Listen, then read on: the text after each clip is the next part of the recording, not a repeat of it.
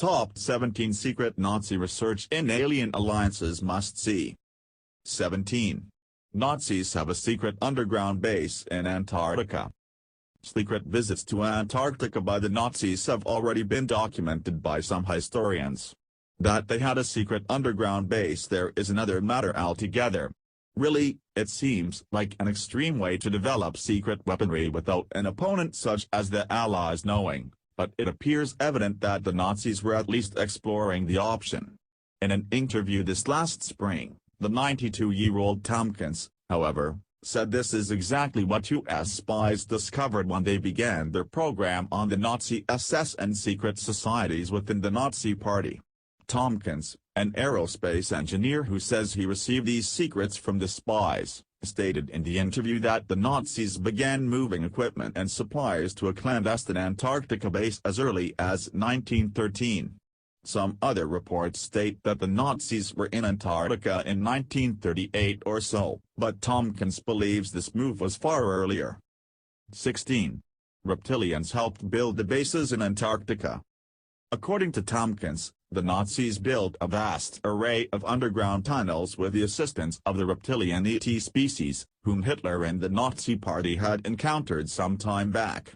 These caverns they created resided next to very old caverns that the reptilians had already created beneath the ice in the years prior.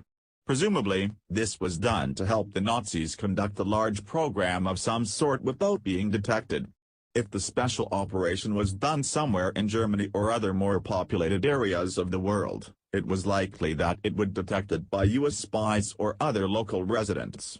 But is also believed that the bases were created to protect Hitler in the event that he was unsuccessful in Europe and had to retreat.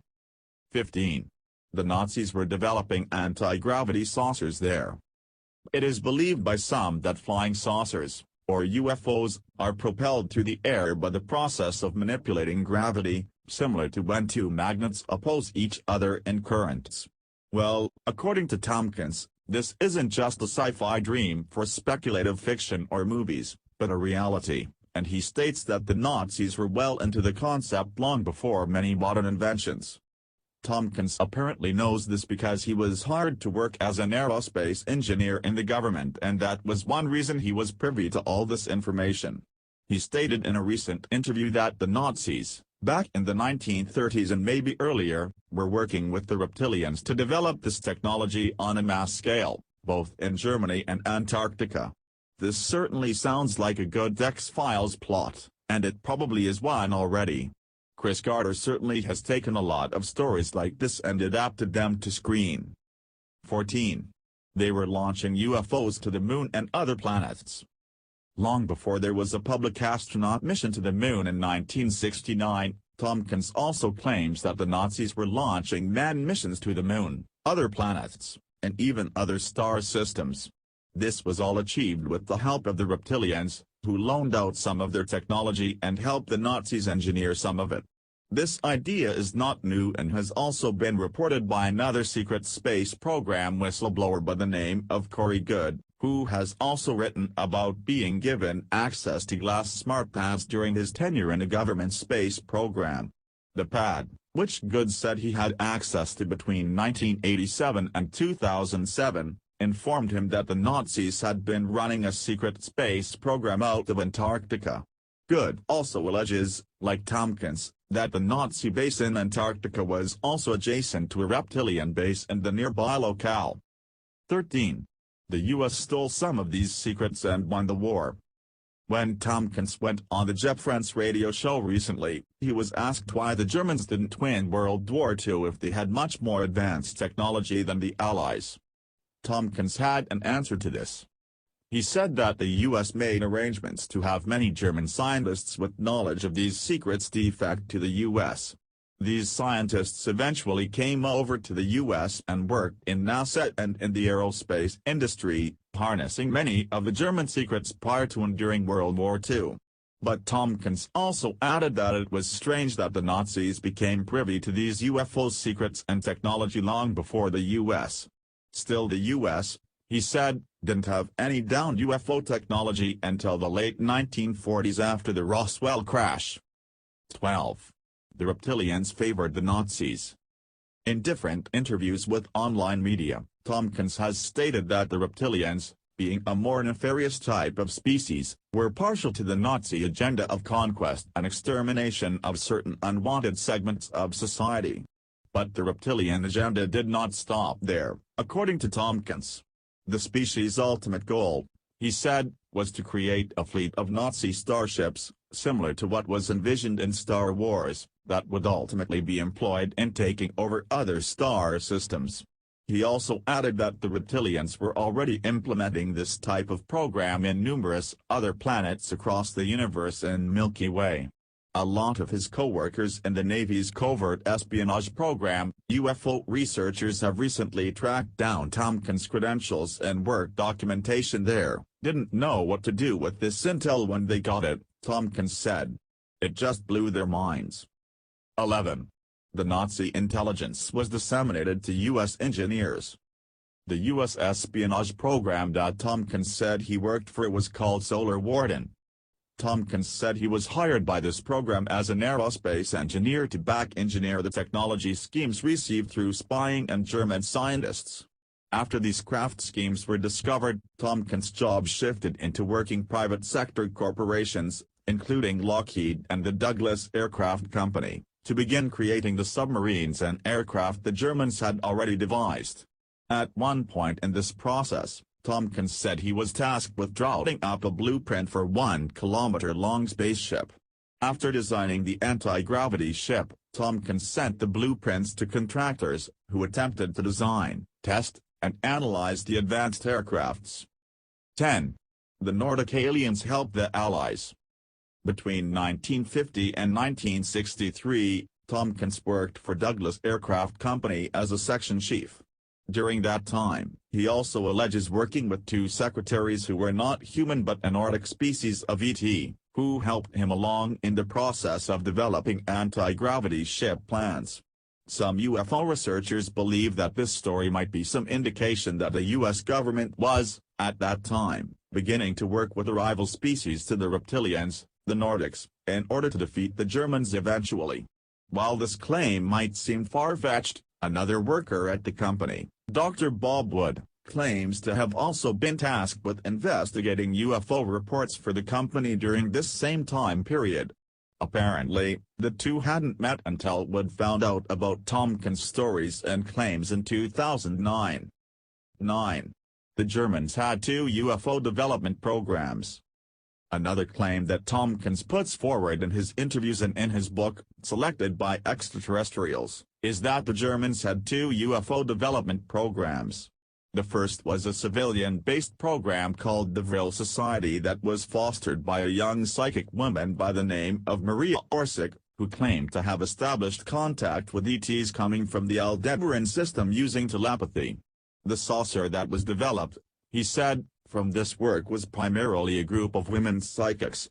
The second program, Tompkins said, was the work of Nazi SS, which eventually shifted its entire UFO development program down to Antarctica to escape notice.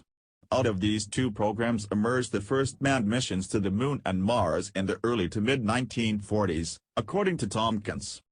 8. The Vril possibly had advanced spacecraft. In 2008, a Stanford grad and journalist named Linda Moulton Howe interviewed an anonymous CIA agent, who identified himself only as Stein. Stein reported that he had seen classified documents about the Vril German secret society during his stint as an agent. The documents were classified British intelligence and said that the Vril Society had engineered a new saucer craft that used an entirely new type of propulsion system, which was developed in the area of Peenemünde.